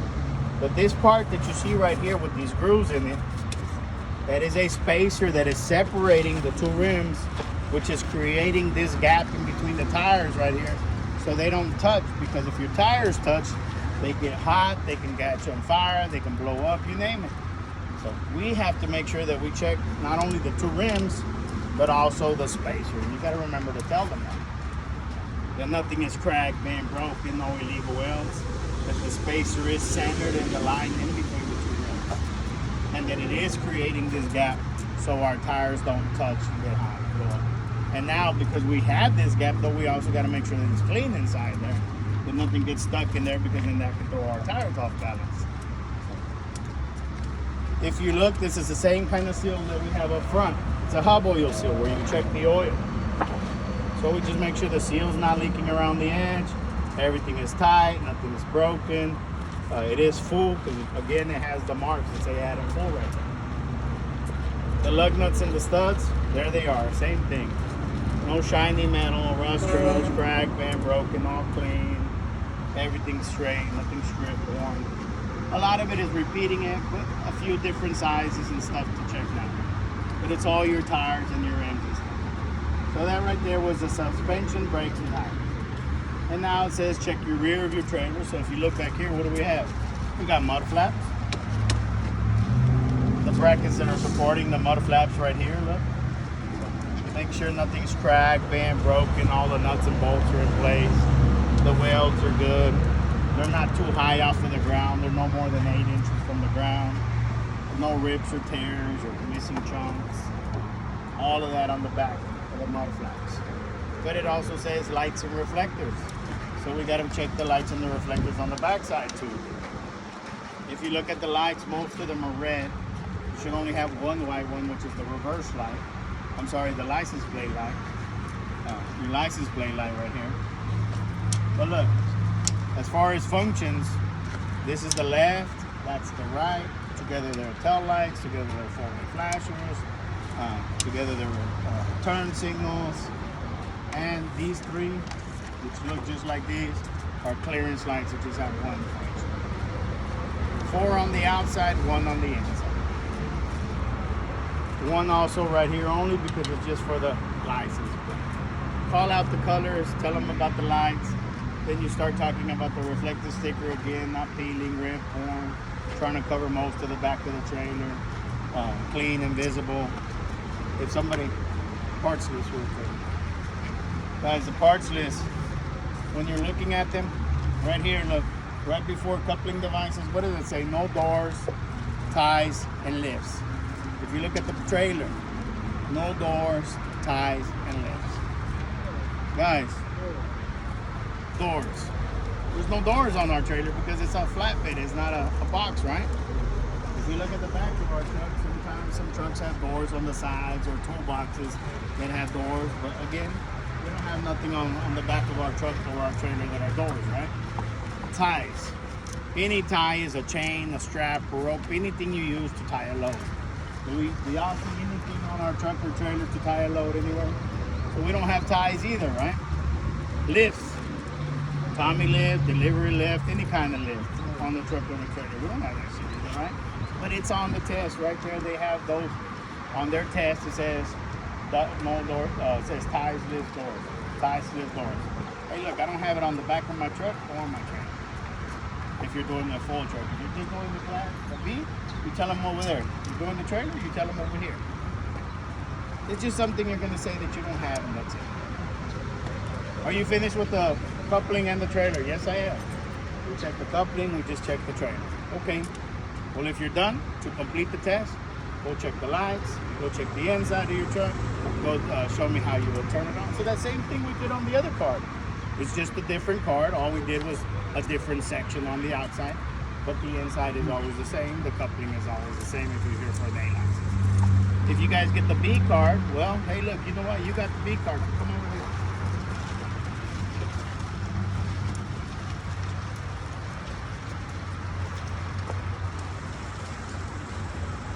Anybody that gets the B card, they're gonna tell you, look, you gotta check from the driver door to the rear of the truck. That's the mud flaps right there behind the tires. So if you're looking at this, guys, right here it says driver door. Look, you got door hinges, door handles, door latches, mirrors, windows, door seals around the windows, all of those parts. You got to cover them all one by one, and most of it's on your parts list right there, all written down. Secured with nuts and bolts, not cracked, broken, clean windows, clean mirrors, not cracked or broken hinges, working hinges, door handles secured, not cracked, broken, working, door latch on the side when you open it up, right here, the seals over here, the striker pin right there, everything, guys, one part inside. Everything secured, nothing cracked or broken or damaged, everything working. Then it says, after driver door, it says the fuel area. So that's when you're gonna come over here and check the steps, the straps, the fuel tank, the fuel cap, the fuel hose. Again, checking everything one at a time. After that, it says check under your vehicle. The drive shaft, the exhaust, and the frame. So you come over here and you check the drive shaft. You check the U-joints on the drive shaft. You check the frame. You check the cross members for the frame over here. The exhaust, right there. Flaps, nuts, bolts, nothing cracked, nothing broken, nothing leaking, everything working again. It's all right here, guys.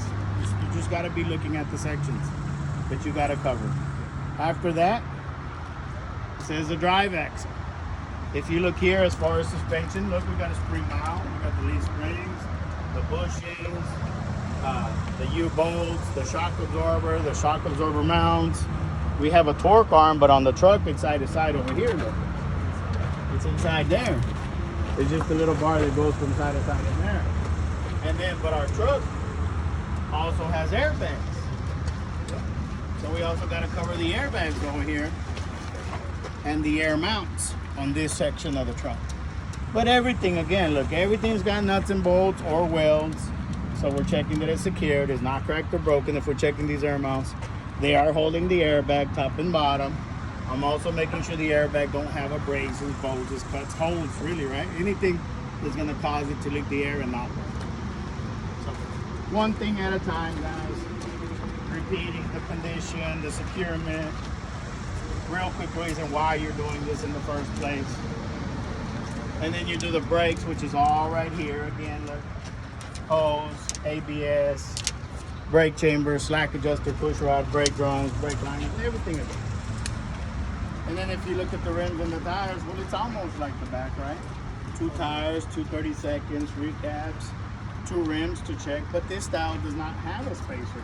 These rims are more modern, they don't require the spacer, it's just rim to rim, if you look inside here. But we still got the gap to check, we still gotta make sure our tires are touching. We still got the lug nuts, the studs, but here, if you look, that's not the same as those, right? Those were hub oil seals.